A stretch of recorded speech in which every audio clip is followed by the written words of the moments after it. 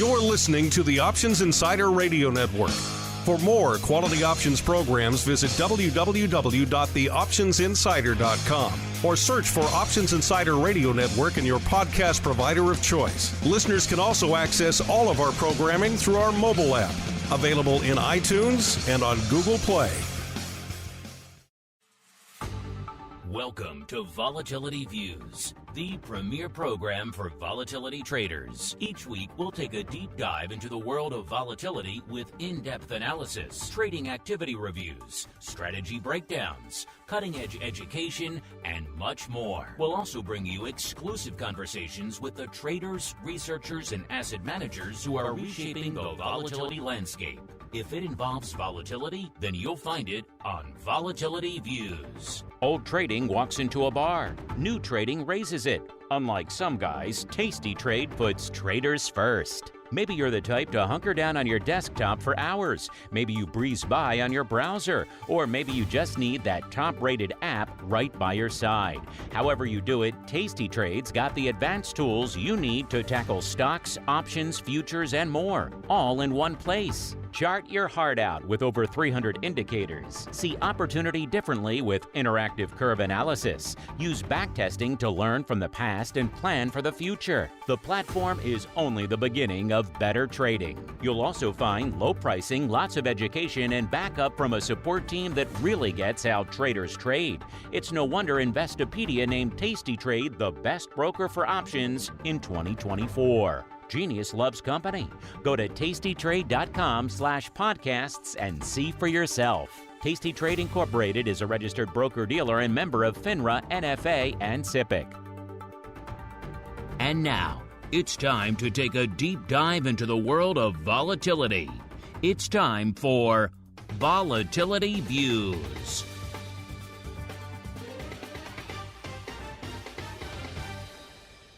All right, everybody, that music means we are back. It is Friday, yet another rock-involved Friday. A lot of fun to be had on the show. My name, of course, Mark Longo from the Options Insider Radio Network, your home now for 19-plus years of options goodness, a good chunk of that with Vol Views there. So it goes back a ways into the primordial ooze days of Vol products, that's for sure.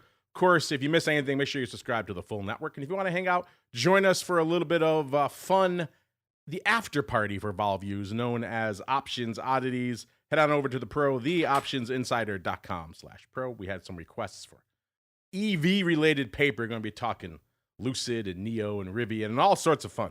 Maybe some drones as well. So all sorts of fun lighting it up on Options Oddities. Check it out, theoptionsinsider.com/pro. As we check out who's joining us on Vol Views once again, first out to the, not the Volatility Lake House, but the Volatility Man Cave, where he has so many different volatility destinations, where we are joined once again by the once, future, and present Dr. VIX, a.k.a. Mr. Russell Rhoads. Mr. Rhoads, welcome back to Volatility Views, sir. I think we need a VIX cocktail lounge to start doing volatility after dark. Well, that's Mr. Jim Carroll. He's the VIXologist. I told him many times he needs to come up with the vol cocktail. He has yet to give me his recommendations. I think the caffeine-induced martinis that I hear about are basically the closest thing to a volatility drink that you could come up with. They make you crazy in both directions. Yeah, that's the thing with a vol cocktail. You'd really have to tailor it for the day, A day like today, you might want a little Red Bull mixed in there with your vol cocktail. Maybe a sleepy August day. Maybe you just have a very tepid. You just have an Irish coffee. I don't know, but it's going to depend on the day that you're having out there, what vol is doing as we go across the country to the shores of Maine, where we are joined once again by, it's almost summertime. Maybe you don't need the many layers of toques, sir. Mr. Andrew Giovinazzi from OptionPit.com. Is it still very cold in the shores of Maine, sir? It's chilly. We had quite an exciting thunderstorm last night, thunder and lightning.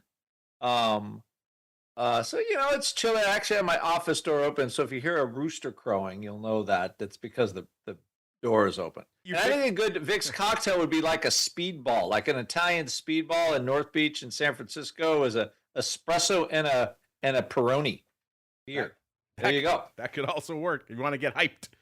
I'm not sure if that's going to work in like late July when vol is kind of sleepy, but you never know. You never know what you're going to get. The Peroni will put you to sleep. That's you have enough. If you have enough of anything, yes, that will happen. And then also joining us in the guest seat this week, our old pal, Mr. Scott Nations from Nations Indexes. Scott, good to see you again. Glad you recovered from the vol death match. I know it usually takes at least a few months for people to return to the network. It's a bloody affair. You leave a piece of your soul in the vol arena at the end of the day. How you doing, sir? No, that was fun. That was a lot of fun. Everybody was a good sport. So I'm doing well. Kind of marveling at the stock market, at volatility. Lots to talk about the fact that crude oil is still 22% higher than it was before the war. But equity markets making new highs. All right, a lot to get to. Let's kick it off then, listeners. It is time for the Volatility Review.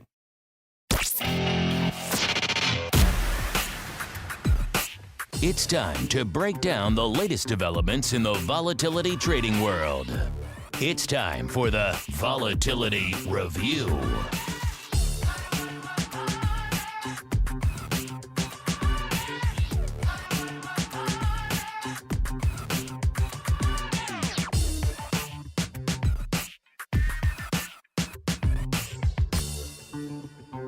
All right, everybody, welcome to the Vol Review, the portion of the show where we break down the week that was and indeed still is from a vol trading and trending and analysis and unusual activity and all sorts of fun perspectives. And Scott hit it at the top of the show there. We are in yet another hot green day. Just when you thought maybe the upside momentum had petered out, that the bulls had exhausted their buying fingers, it has been effectively 2 weeks straight of nonstop rally ever since we said, hey, ceasefire, that was all it took to trigger the bulls.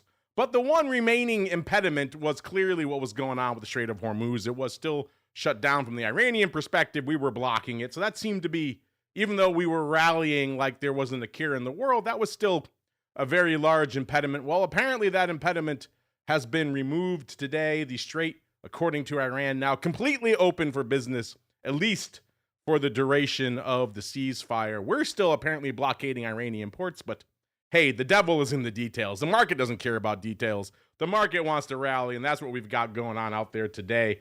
Yet another explosive rally. Just when you thought 7K was impressive, hitting new all-time highs back around that level, we're about 100 handles north of that now, listeners. S&P up 1.33%. NASDAQ up nearly 1.6%. The Dow up over 2%. About 2.1%. So just an absolutely wild rally. Of course, seeing a ceasefire in Lebanon as well. So crude coming back to earth slightly. I mean, it's still very elevated compared to where it was at the start of the conflict, but compared to where it was a few weeks ago, it has obviously come in.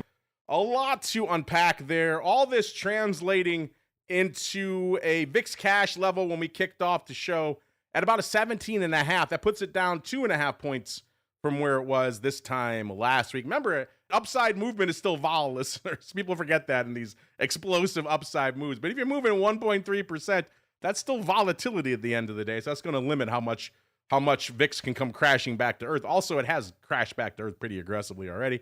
A Volley, a product by some Scott Nations guy I'm not familiar with, 1435 when we kicked off the show, down 1.65 points. Volley, of course, the Just the Facts Man vol product, straight at the money vol. If you don't want to mess with all that skew madness, Volley might be for you. And then VVIX, the vol of vol itself, at a 94, down 14 points.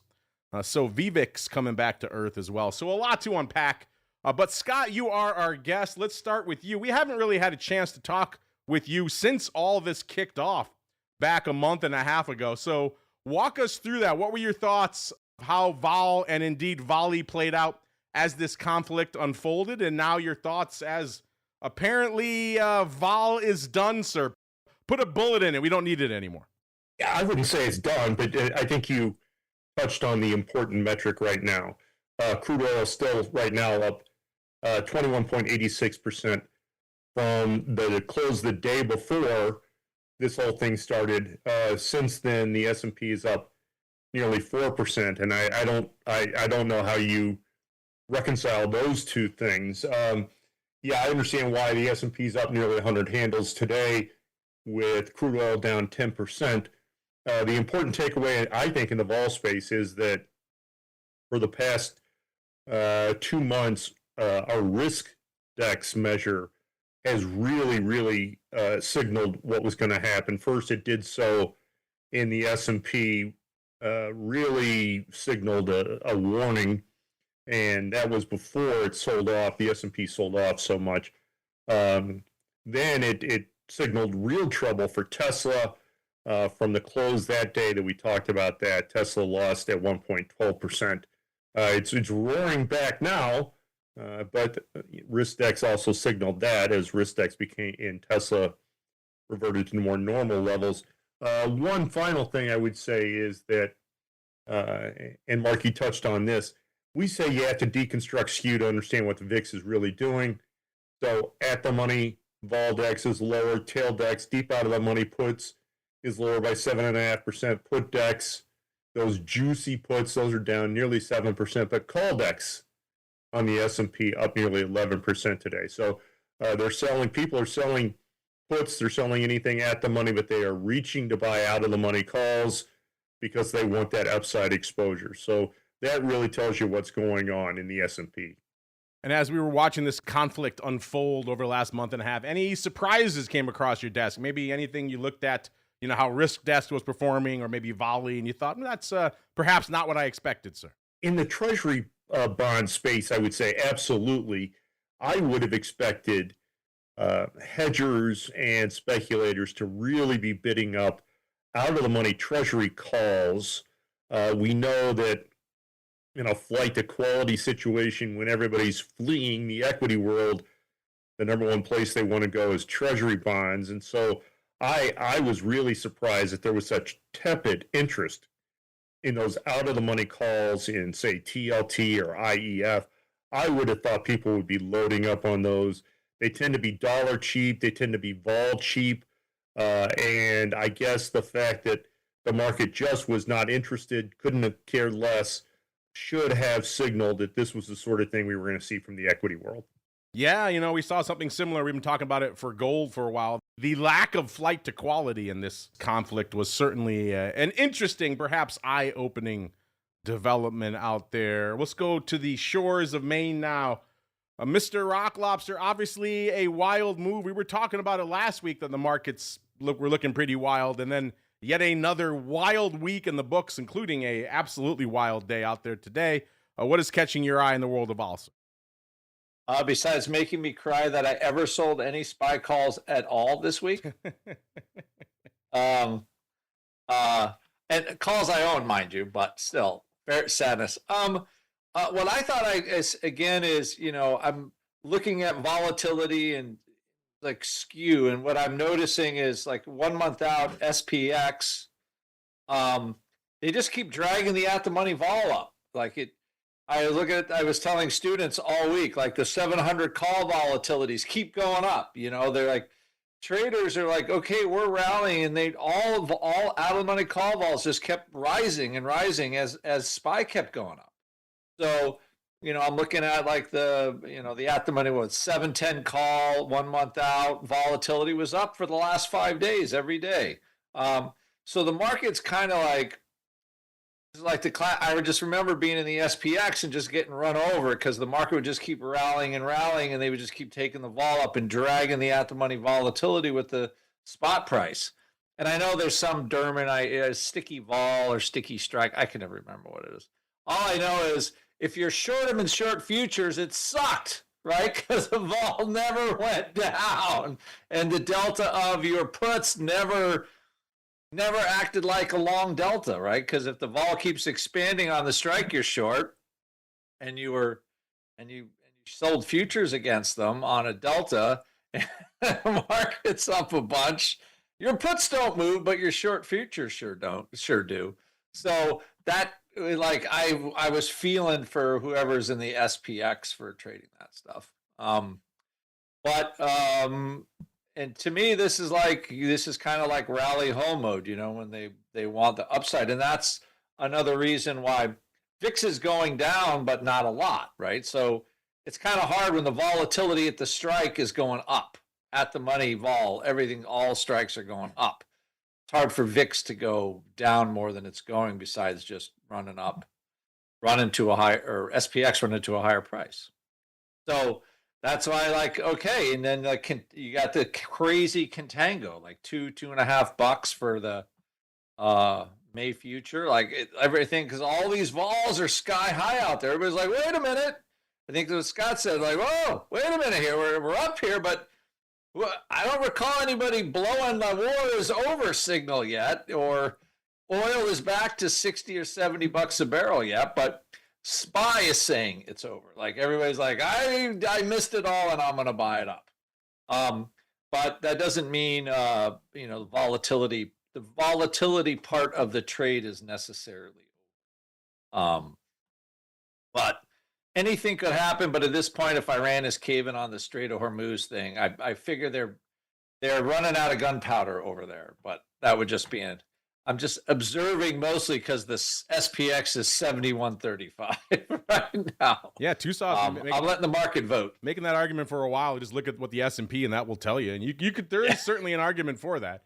On the flip side, you're right. It is surprising that people have been so willing to just load up on the basis of very little actual information. It's like, hey, we're not going to stop. We're not going to shoot each other anymore. That's a good thing. There you go. That's literally all it took. That's it. We're good. No concrete details. Both sides miles apart on what they actually think they agreed to.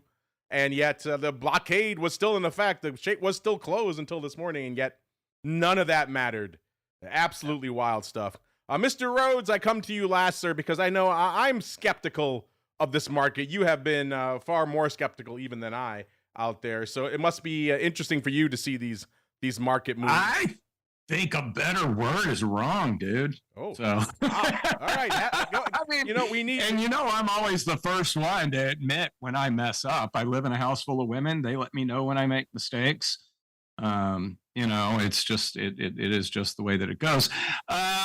So yeah, I mean, the fact that VIX is below where it was before the war started and the S&P 500 is above where it was before the war started, I don't know. Does that mean that that the market long term is pricing in a decimated Iran is good for stocks? I think that is an absolute stretch, and I would give somebody a C- if they put that on a paper. But that's the kind of stuff that reporters might say sometimes. One of the interesting things about this last week in VIX, and something I don't know the last time we saw it. The high for the week is is on the Monday open, and I'm going to stick with that one unless Iran launches a nuke in the next 3 hours. But the high for and it's been a while. We've been talking a lot about, and we'll get to that UVIX thing. About how we've been getting midweek spikes over and over and over again, and the week over week doesn't really give you an idea of what's going on.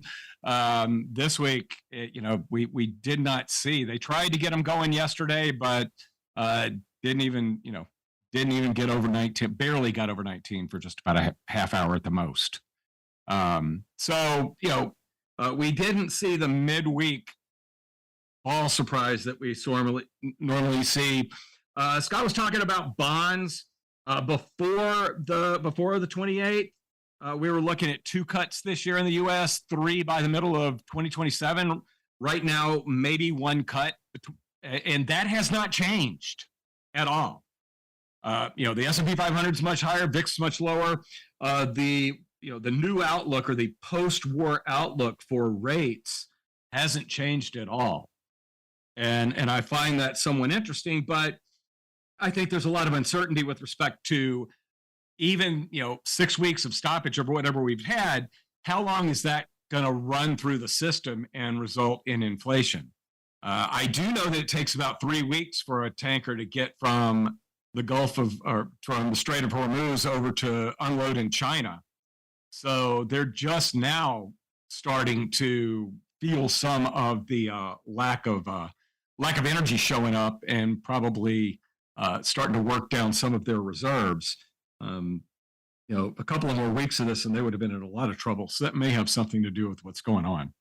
Yeah, you're right. I was kind of looking for that midweek kind of gut punch vol surprise as well. That would at least give Vol a little bit of a shot in the arm, and we didn't see that this week. You're right. So, again, another reason why Vol has continued to come in. I know we're going to do a deep dive for all of our pro folks on RMC, but you did just get back from RMC. Yeah. Really quick, let's just do a couple of minutes, top level, what really leapt off the page to you, sir? Well, a good portion of it. So there were only 2 VIX presentations. Really? And they were on the last day. Are you sure you were in the right building? I know. But there were 2 VIX presentations. They were on the last day. They were solid, but there was an awful lot about the buffered ETF markets. You heard people talk a lot about zero DTE, but nothing new or totally insightful other than it continues to drive volume. But with respect to this program, not a whole lot. They are coming out with, they had that decomposing the VIX paper. They've got one where they're decomposing the futures reaction to spot VIX that will be coming out in the next 2 or 3 weeks. And they gave us a preview on that one. Because they haven't published it yet, they just at a very high level without giving away any of the stuff that they probably don't want given away yet. They just talked about the delta for the VIX futures usually falls in the 40 to 60 range depending on time. Showed some of the reactions with the futures around some of the volatility events, and just trying to give you an idea as to what VIX futures are going to do for you if you've got an outlook for spot VIX. Just kind of breaking down why the futures do what they do. Yeah, it's been a while since I've been to RMC. In fact, it was pre-pandemic. In fact, the world was shutting down when I was at RMC the last time. You went to that one. It was February of 2020, so it's a memorable one. But yeah, I used to always joke that there were 2 things you could always reliably count on at RMC. One was a legion of VIX presentations, and the other was at least 1 or 2 strategists awakening to the notion of, have you discovered the magic of selling out of the money puts? And there's always none of that this year either, huh? Okay. No, that wasn't happening. There was, it's funny. There was a panel on how large firms work into and out of positions. And I expected somebody to bring up selling puts in that one, and they didn't. I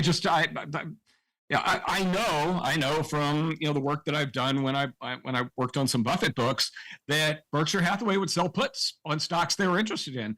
I expected at least one of the panelists to say, well, one of the things we do in the option market, you would think SIBO would want him to have said that. Yeah, that's wild. All right, so that was not. Sometimes it's the absence of things. RMC post-pandemic, a very different beast. It sounds like. Yeah. One day I shall return and grace it with my presence once again, but not today, listeners. As we keep on rolling out to the world of VIX futures. As we rolled into the start of the show, things looking interesting. Obviously down. The question was how much. Also, April obviously rolling off the board since our last show. So now May slotting into that front month spot. Down about 1.5 points from where it was this time last week. That second future, that June future, down about 1.1 points. And October, which is, the cycle everyone's keeping an eye on with all the midterm fund coming up, is down not quite 0.5 point, only about 0.4 of a point. So things still looking a little bit spicy out there. In fact, if you go out to that October-November cycle, both of them hanging out a little bit north of 22.5, about 22.60. So interesting stuff afoot. Scott, we will start with you, sir. Anything catching your eye in the vol term structure this week or indeed during this conflict, sir? I think it's interesting that the futures are just not coming back like the cash index. One of these days, people are going to buy the dip, and it's going to dip some more. They're going to buy some more. One of these days, it's going to be ugly. It works until it doesn't. Everybody who's doing it's going to end up being a net winner, even though it's going to get ugly at some point. But the future's still well above 20. Well, not well above 20. 2010 says that the rest of the world is still dubious. Say dubious about what's going on right now. And Russell mentioned what the Fed is expected to do between now and the end of the year. You have to remember that inflation, everything we hear about inflation, is ticking higher. CPI came in as expected, but it also came in very high. So it was expected to be very high.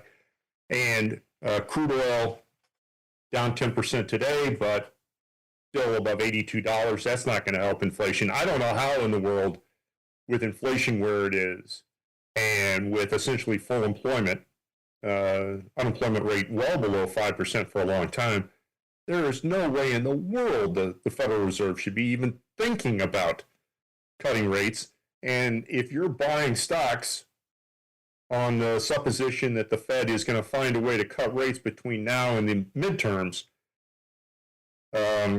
I think you need to. I think you need to push back from whatever it is you're drinking. So I don't think that's going to be support for stocks. Yeah, you raised a good point earlier there as well. I do kind of wonder sometimes. It's obviously a lot of people have discovered these markets post-pandemic, post my last trip to RMC. And we have pretty much raised an entire new generation of investors to do naught but buy the dip. And it's hard to argue with that because it's worked pretty much nonstop since 2020. But you're right, there will be a moment when it won't. And I do wonder. Hopefully those folks are listening to shows like this and learning to be a little bit more nimble. We do speak to a little bit more bleeding edge audience. We did poll that audience at the depth, at the nadir of the sell-off during the conflict. And over 2/3 of them, about 68%, were saying, yeah, we're not buying the dip this time. They thought this had more teeth. So I think a lot of people were surprised at just the absolute vigor of the response to the stopping of the bombing. It's wild stuff out there. Mr. Rocklobster, same question for you, sir. What's catching your eye, if anything, in the vol term structure this week, sir? Well, yeah, like I said before, just, volatility at the money continue, was drifting up and showing students how that worked, and the literally insane June and May future premium over cash. It's pretty high. Of course, I need Russell to tell me what percentile it is historically when we're in contango, because I love that stuff.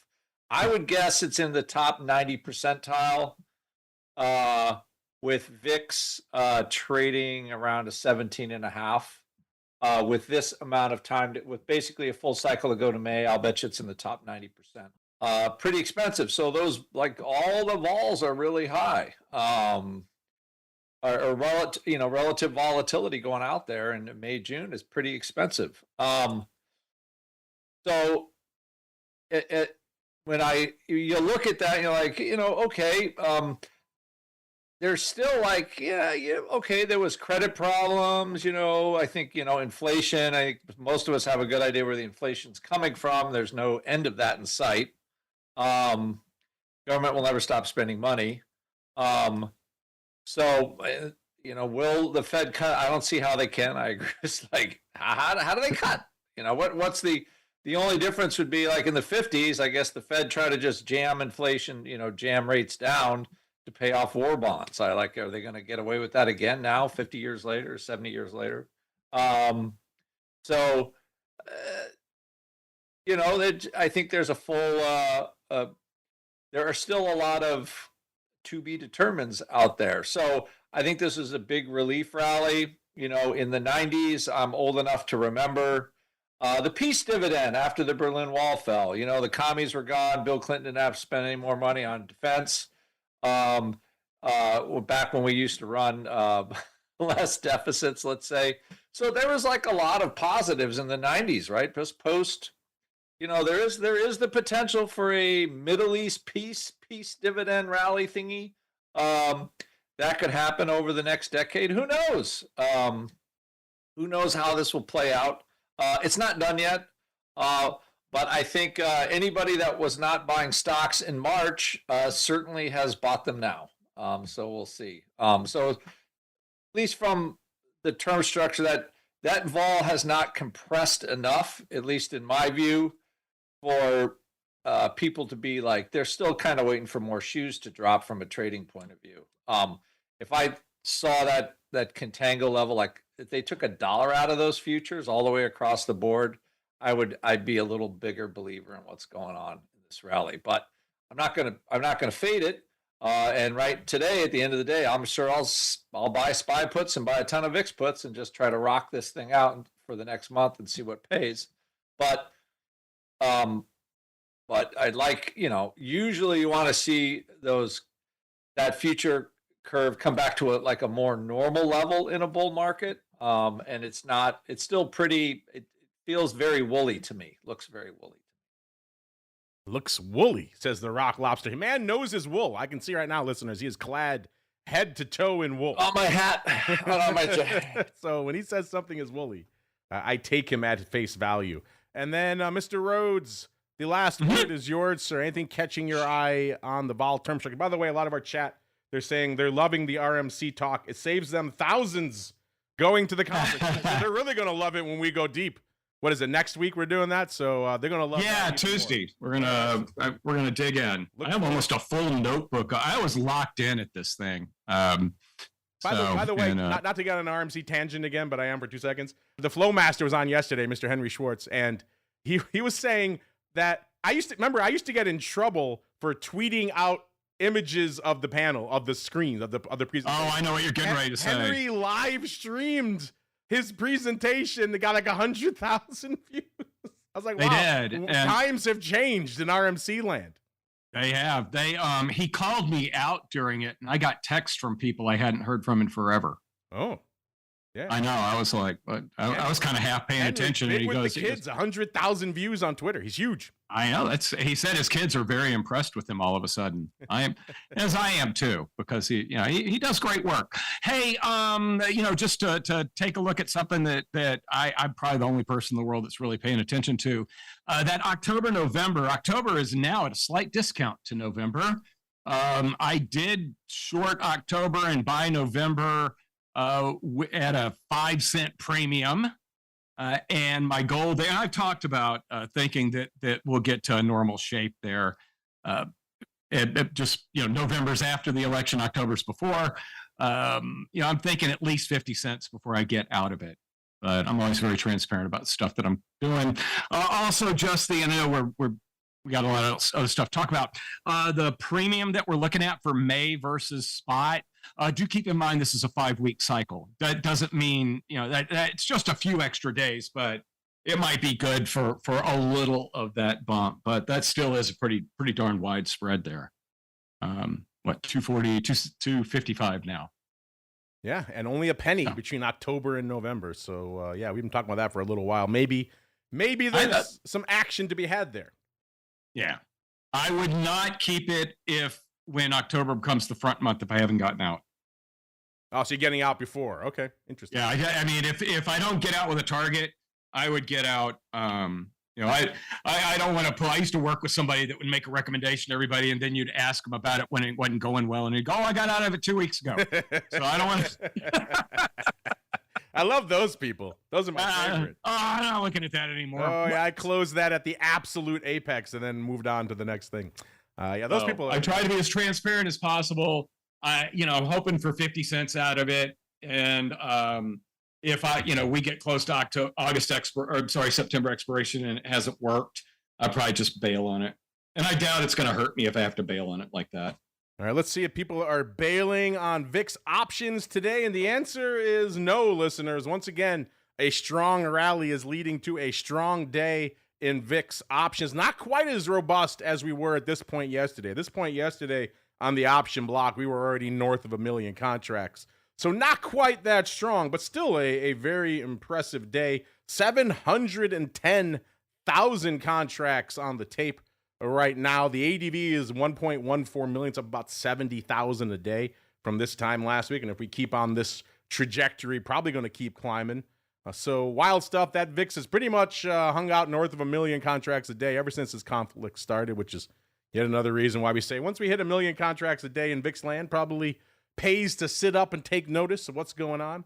Let's see what's going on out here in the VIX top 10, shall we? What does it cost you to break into the top 10 right now? 167,000 contracts.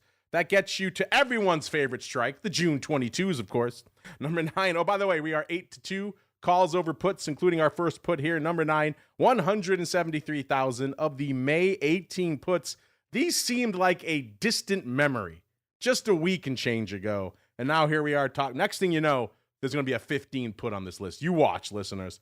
But number 9, $1.73 of the 18 puts. Number 8, 183,000 of the OC 50s. So right back to the fun. Number 7, 229,000 of the May 45s. Number 6, 273,000 of the June 35s. So we are literally all over the place this week. Number 5, 274,000 of the May 20 puts. We were just joking if the April 20 puts were the new 15 puts out here. I should say last week on the show. Interesting conversation to be had on that. And then number 4, 281,000 of the May 70s. Number 3, 321,000 of the June 65s. Number 2, 350,000 of the May 25s. And number 1, 372,000 of the May 35s. By the way, VRO went out 1738 this week. So by that analysis alone, the 20 put is not the 15 put because it actually made money in April. How wild is that? So we were saying those might be kind of spicy. They were getting up to 70 odd cents, threatening a buck. We thought it might be a lot, but obviously the VRO of 1738, those 20 puts looked pretty good. Now let's see if the weekly flow looks good, listeners, because it is time for Russell's Weekly Rundown. Now, Russell's Weekly Rundown. Now, Russell's Weekly Rundown. All right, Mr. Rhoads, the time has come to turn our gaze to the weekly VIX options. What's catching your eye? How many deep in the money puts did you find this week? None of that this week. Let's see. On Monday with VIX at 2030, I guess somebody knew something was gonna push VIX down. Somebody bought 500 of the VIX May 6th 20 puts for $1.44 and sold the 17 puts for 13 cents. Spent $1.31 on that, and settlement of 17 below, a number that we talk about a lot, it seems, and then didn't for 6 weeks, but now we are again. They would end up with $1.69 profit. Later in the day, as VIX worked its way lower, they did the same trade again at $1.50 cost. On Tuesday, with VIX at 1822, somebody bought 1,000 of the April 22nd 19 puts for 96 cents. The market was 88 by 90. They were really aggressive here. And then just a little bit later, somebody bought 1,000 of the April 22nd 18 puts with VIX at 1850 for 33 cents. So people thinking that the war might be coming to an end. On Wednesday, and this is here comes our what the heck is going on, and I couldn't find anybody that could really explain what I wanted to know with respect to some of the margin issues. But on Wednesday, over the course of 90 minutes, somebody bought 1,000 of the April 29th 13 calls for $6.06.5, and that half is important here. And they sold the 14 calls for $5.08. That is a cost of 98.5 cents for a spread at April 29th expiration that will be worth $1 if VIX is over 14. I feel pretty good about the VIX over 14 part. And if they're able to do this with 10% margin or something, maybe it makes sense, but with the cash settlement, et cetera. But oh my God, that's a strange trade. We do see a lot of people doing a lot of effort for a penny or a penny and a half in a lot of these weekly trades. It's just some of the strangest stuff. All right, on Thursday, yesterday, VIX at 1820. Kind of like this trade for a spike trade. It's not going to work for them, but with VIX at 1820, they bought 2,000 of the April 22nd 24 calls for 31 cents and sold 2,000 of the 27 calls for 17 cents. Nice little 14-cent position that would benefit, maybe if things had gone in the opposite direction today and over the weekend. And then this morning, kind of an interesting one, pre-market, just after the market started to do what it started to do when they announced that that the war's over. I don't know if the war's over, but on the announcement, VIX was down at 1716, about 20 minutes before the normal market open. Somebody sold 100 of the April 22nd 17 puts at 12 cents. The bid ask was 12 cents by 23 cents. I think they probably salvaging a trade there. There you go. Wow. So yeah, And I kept it brief because all of us. I'm surprised no one bought the 200 puts or any of the other stuff we've gotten used to in your weekly rundowns, sir. So also in general, it seems like we're seeing a little bit more size, a lot of 1,000 lots going up. So Yeah, most definitely. Not as many trades because it's expiration week. There are always not as many trades, but there were a lot of the trades that I looked at. Usually there are 100, 200s, but a big portion of them were much higher size. Yeah, I'm used to 100 lots, 200 lots. So 1,000, yeah, good to see the flow is catching up on the weekly front. Let's look at some of that flow right now in the big mothership options, listeners. Like we said today, 710,000 contracts on the tape. It was hitting pretty hard heading into the show. Seems like it's kind of petered out, at least for right now. So we'll see if we hit that ADV in the second half of the session. The big dog today, we got about 90,000 of the May 25s have gone up today. If you're wondering, for about an average price of about $1.06. Number two, about 77,000 of the May 16 puts. We're getting perilously close to those 15 puts again, listeners. If you're wondering, about 12 cents for those. 57,000 for number three of the June 65s. Number four, we got a Scott special here. He's going to love these. 50,000 of the June 140s. If you're wondering, whopping 8 cents for those bad boys, listeners. And number five, about 45,000 of the May 23s. Yesterday was a banger. 1.66 million contracts on the tape. Like I said, we were over 1 million by the time we kicked off the option block yesterday. So, that's a pretty hot day. The big dog out there, 245,000 of the June 35s. This looked like this was a big roll. It was the May 25, 35 vertical going up 124,000 of the 25s, 192,000 of the 35s. That was all closing, and looks like they came back and just reopened on the June 35s out there. So interesting stuff out there, or it might have been the May 35, 37, one of those two. I think there was a vertical out there that they were taking off and rolling it to the June. Number four, 113,000, excuse me, of the May 37s. The number five, 65,000 of the June 65s. That's 2 days in a row now. We've seen 65 action. Wednesday, just a tick under 1 million contracts, 998,000. The big dog, nearly 100K, 99,949 of the May 20 puts. Number two, 40K of the June 80s.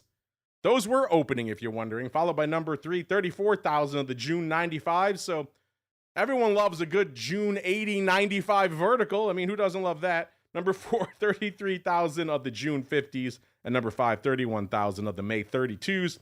Tuesday, the big day of the week for obvious reasons. Markets are exploding, and also we're heading into expiration. So Tuesday, 2.38 million contracts on the tape. The big dog on Tuesday, again, I did not expect this. Usually heading into expiration, we see a lot of front month going up. But the big dog on Tuesday, 206,000 of the May 70s. Who had that on their bingo card? Number two, 206,000 of the June 65s. So looks like they're taking off the Mays and rolling to the Junes. The Junes were opening. Number three, 142,000 of the May 28s. Number four, 96,000 of the May 45s. And number five, 93,000 of the April 18 puts. Only one April in our top five the day before expiration. That's kind of wild. And then Monday, 1.08 million contracts on the tape. The big dog, 75,000 of the April 20 puts. Number two, 64,000 of the April 22s. Number three, 59K of the April 25s. Number four, 47,000 of the April 19 puts. And number five, 37,000 on the May 25. So an interesting week on the VIX options front. Mr. Rocklobster, I know last week on the show, you were joking about the April 20 puts. It turns out they were a banger, given that VRO level. So inquiring minds want to know, did you scoop any of those bad boys? I know you were kind of lamenting they were around 75 cents. You've been burned to that level before, so you kind of thought maybe it was too rich for your blood. And then B, anything else catching your eye in the world of VIX options this week, sir? Yeah, I already own like 18 and a half to 17 puts, so I just closed my eyes at that. Just roll the bones. That's VRO. Roll the bones. So although I did buy a bunch of May and June, which are kind of moving, and that's another thing, right? You're like, the easiest way for people to see if volatility is really moving is go buy some VIX puts, right? Because VIX can move all over the place, but if the futures really aren't doing anything, is vol really going down? And you're like, you buy these VIX puts, and wow, VIX has gone from 20 to 17, and I'm up a nickel. So you're like, maybe these futures aren't moving. So there's more moving parts in the VIX futures than it appears, and once you get used to that idea, it's a little easier. I didn't expect to have a massive payday for May and June. Until, of course, the real all clear sign is blown. But yeah, so that's kind of what I did with April. I looked at them, but it would have been a lot easier if I could have predicted on the ceasefire or whatever that announcement was that just launched us like crazy that day. But I did not. Although I did actually have some puts finish in the money, so I was kind of happy on those. So this the SPY part of the positions were long since closed, so it made me a little extra money. This was a weird week. I forgot who it was who said this weekend. It's totally true. If you had gotten the paper early and gotten news of some of the early warning of some of the news, like let's say, for example, we're going to initiate a blockade of the Straits, you probably would have bought a lot of vol and faded the hell out of equities, and you would have gotten run over this week. So yeah, this is a rough week, even if you knew the futures. Right. I wasn't easy. I think, again, strategically, the U.S. wanted to take control of the Strait. Whatever Iran is saying right now is the market is saying the U.S. is in control of the Strait. You could argue whatever you want, but I believe effectively that's what's going on. If we were at 6,000, it would be a different story, but we're at 71 something. So we'll see how long it lasts, but at least for right now. But yeah, reading the news, like everything was like opposite land, the Strait is closed. Oh, we're dying, like, oh my, and then we rally a ton. Just what the market was waiting for, a blockade to buy some more. Exactly. Yeah. A blockade. Oh, we're up 2%. I even made a joking tweet that got a lot of response on the weekend. I was like, oh, is this the weekend that the secret UVIX trade finally works? They announced the blockade. Yeah, no, the answer was no. It did not. Absolutely wild stuff. Mr. Scott, I know you're watching, your Volley and your SDEX, but anything catch your eye in the world of VIX options this week? I've come to the conclusion that everybody is starting the summer early. So they've gotten whiplash. They've had a pump fake. As you said, even if you knew the news, you couldn't profit off of it.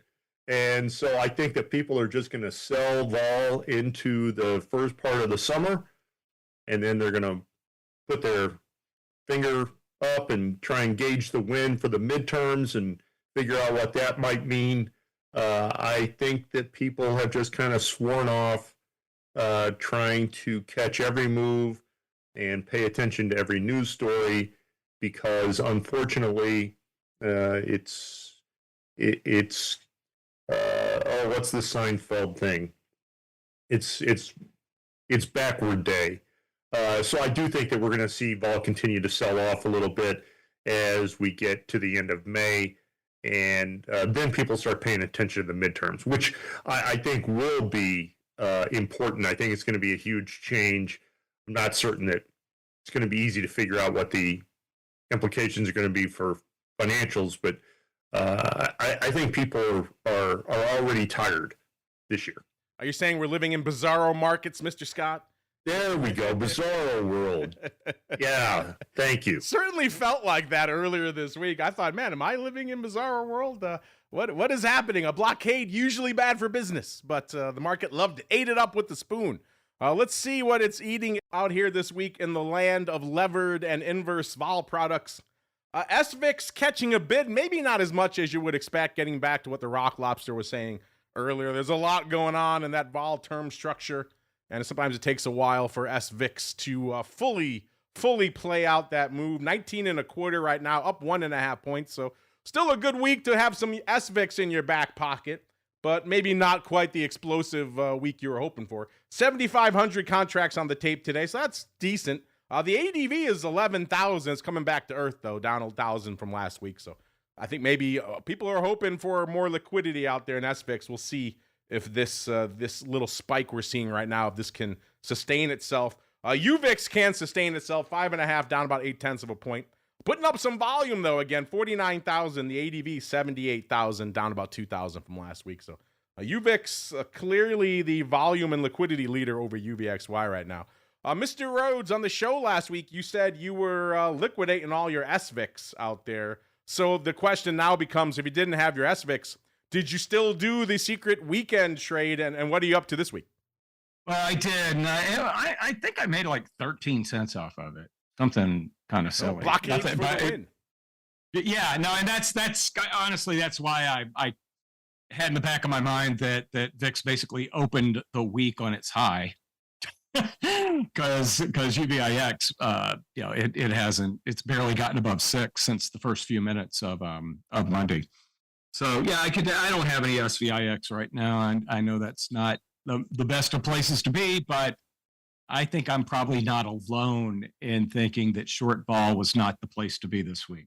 I'm wrong, but I'm not alone. So you're doing the UVIX by itself as a standalone weekend trade? Yeah, I'll do it this weekend. Did you already put it? I do it in. If anything, I do it to track my execution versus the opening the closing the following week's open. Interesting stuff out there. Mr. Rock Lobster, anything catching your eye in the world of vol ETPs? Let me hit the other two really quickly as well. UVXY 37.5, down 4.25 from last week, putting up 36,000 contracts today. The ADV 42,000. So as you could see, roughly half of what UVIX is putting up right now. And then VXX, I know a lot of you were lining up on those 30 puts. Well, you're happy campers today. 28.75 right now, puts it down 2 points from where it was last week. Putting up about 40,000 contracts today. The ADV is 51,000, down about 2,000 from last week. Mr. Rock Lobster, anything catching your eye in the world of vol ETPs? Are you back in on SVIX at all? I'm not. I closed some calls. I'm still recovering from the shock of them doubling in value.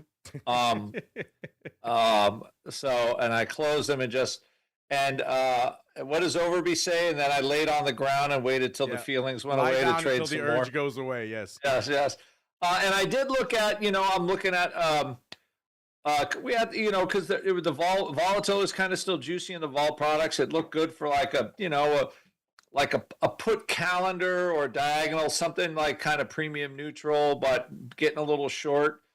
VXX, that was like midweek. And I couldn't, it was really hard. VXX, like the market quality is so shitty. It's like, at least for my students, because I have, 100 people or so in class are trying to put on a position. Too hard, the liquidity is not great for a spread or anything. So I did look at trying to short the vol products this week, but there was no, there was a little while there, like 31-28 put spread, which actually for next week, which would have been kind of nice. But again, entry was not easy. So I just went about something else. Yeah, I kind of had that. Oh, Scott wants to talk about VXX option quality. You go do it, baby. I want to hear. Yeah, I was getting ready to say, I think I saw somebody tweeting about that earlier. That was me. Yeah, Russell. I think that was on Wednesday. Talking about the quality or lack thereof in the VXX options.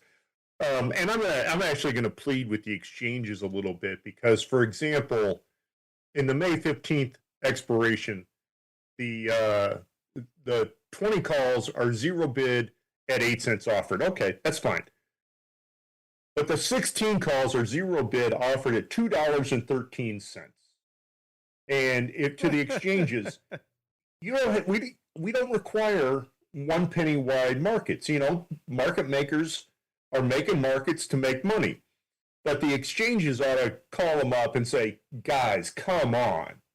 Let's at least post some reasonable, logical markets in these products.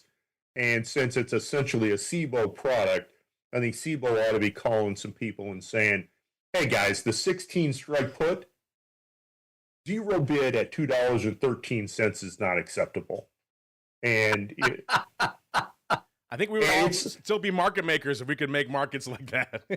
Right. Well, we used to get yelled at. Can you imagine the broker's in your face and you make that market? How long until the fist flies at your face afterwards? Oh my gosh, I know. Well, when do you think you're going to get on that guy's card again?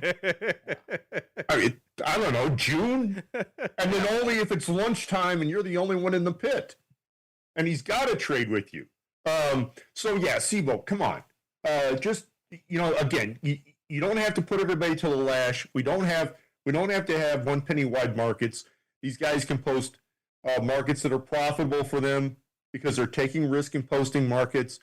But these markets are stupid. And they're actually insulting. I think they're insulting, and I think that they're bad for you, your exchange, and the VIX complex.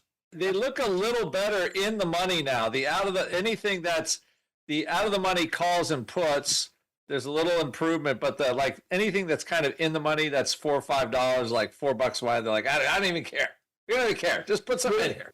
Obviously, somebody's got something going on. So, in that expiration, May 15th expiration, the 17 puts, the 18 puts, and the 21 puts all have exactly the same market. No bid, $2.14 offer. Come on. I love no bid. You couldn't even put out. Imagine if you put out a no bid back in the day. That was not an option. Pun intended. You were bid for something. But that's now, right. Yeah. Now everything is. They just do no bid all the time. Drives me crazy. You should hear me on some of our other shows, Scott. You're right. I have the same take. But now it's time to get all of our takes because it is time for the crystal ball. It's time to peer into the future and reveal what the volatility gods hold in store. It's time to look into the crystal ball. All right, everybody. As we come into the end of the show, we have markets pretty close to where they were at the start of the show. S&P up about 1.25%, 1.2% action. Nasdaq up about 1.45%. Dow up about 2%, and VIX cash flirting around the 17.5 level, right around 1747 or so. And spoiler alert, nobody on the show, not even Gretchen, had a 17 handle. I was at 2035. Russell/Gretchen, they were at 1999. A good year for Prince, not a good year for vol, or good week, I should say, for vol prognostication. And Andrew, you were at 1901. You were technically the closest, but none of us were within even spitting distance this week. So that means, Scott, you get the dubious honor of going first. What are you feeling for this time next week? You could do VIX and Volley if you want. Let's do a two-parter. Well, I just said that I think vol is going to continue to ease. So this time next week, I think VIX is at 1660, and I think Volley has a 13 handle. We'll call it 1395. 13 handle. There you go. Well, yeah, it's kind of hard to fight. Been a while. Yeah. There you go. There we go. All right, let's see. Andrew, you were the next closest. You get to go next, sir. Yeah, I didn't have the all clear whistle blown on the Strait of Hormuz this week on my dance card, but I think vol will go lower, but it'll be like pulling teeth out of a alligator's mouth. So we'll say 1701. 1701 for VIX. All right, and Mr. Dr. VIX, sir, what are you feeling for this time next week, or should I say Gretchen? I got Volley at 1438. We do have a model for that.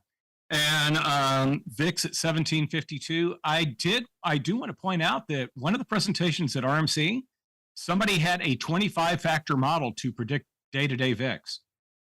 25 factors? I can do it with one. There you go. Did you say, let me introduce you to Gretchen? Yeah, but I found that pretty interesting. All right, we got a lot of downside coming this week. I'm going to be the sole dissenter. I'm going to say 1833 to the upside, listeners.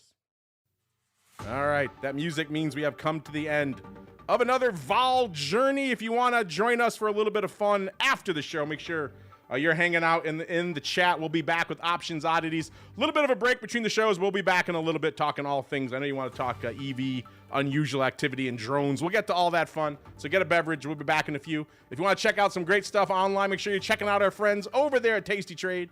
TastyTrade.com/podcast. All the brokers love the Options Insider audience, but they all really love the Vol Views audience. So see what Tasty Trade has for you folks. TastyTrade.com/podcast. And Scott, I know you got a thing or two for the listeners out there. If folks want to check it out, where should they go? What should they do? nationsindexes.com, and you can find out about all of our volatility indexes there on all of the major asset classes. So the equity indexes, fixed income, gold, silver, Bitcoin, as well as on all of the important single names. So Tesla, Nvidia, Amazon, Microsoft, all the important names. You can get real-time option metrics that can help make you a better trader. Yeah, that was cool. I heard you quoting your Tesla analytics at the top of the show. I didn't realize you had single names now, too. So that is an interesting added wrinkle, listeners. If you haven't checked out everything Scott and the team are cooking up, make sure you do just that. I'm going to do that after the show. It sounds kind of fun. And I'll tell you, that Tesla risk index that I actually wrote about it for CNBC.com at the end of March, that was a hugely profitable trade in both directions. Yeah, because they got annihilated, and now it's back up almost to the par strike again. So exactly. Been a wild one. If you want to have those kind of trades, listeners, check out what Scott and the team are cooking up. And Mr. Rock Lobster, what are you and the team cooking up, sir? I've got all my new flash system. It's called the Series Club now, of all things.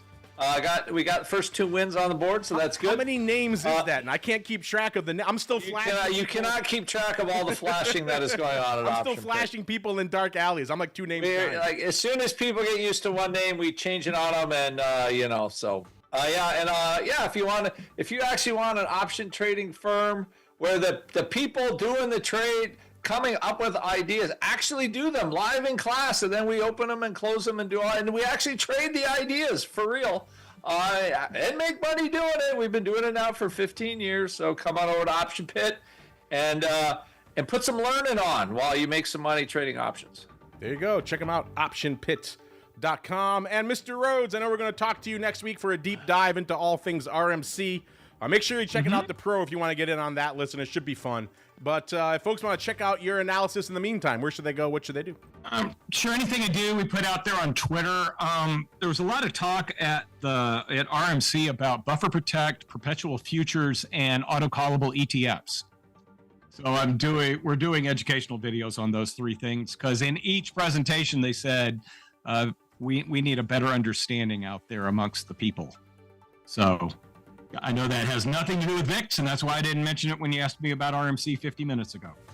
There you go. We'll get into all that fun coming up next week. Next week, listeners, on the Pro. That's going to do it for us on Volatility Views today. Back again in a few minutes to talk all sorts of unusual options fun on options oddities. And we're back to wrap up your week. One final show, of course, after the closing bell with the Hot Options Report. Then we're back again on Monday. Can Andrew continue his trivia dominance on the option block? We shall find out, all the way through to next Friday, another episode of Volatility Views. Stay safe out there, everybody. Old trading walks into a bar. New trading raises it. Unlike some guys, Tasty Trade puts traders first. Maybe you're the type to hunker down on your desktop for hours. Maybe you breeze by on your browser. Or maybe you just need that top-rated app right by your side. However you do it, Tasty Trade's got the advanced tools you need to tackle stocks, options, futures, and more, all in one place. Chart your heart out with over 300 indicators. See opportunity differently with interactive curve analysis. Use backtesting to learn from the past and plan for the future. The platform is only the beginning of better trading. You'll also find low pricing, lots of education, and backup from a support team that really gets how traders trade. It's no wonder Investopedia named Tasty Trade the best broker for options in 2024. Genius loves company. Go to tastytrade.com/podcasts and see for yourself. Tasty Trade Incorporated is a registered broker-dealer and member of FINRA, NFA, and SIPC. You're listening to the Options Insider Radio Network. For more quality options programs, visit www.theoptionsinsider.com or search for Options Insider Radio Network in your podcast provider of choice. Listeners can also access all of our programming through our mobile app, available in iTunes and on Google Play.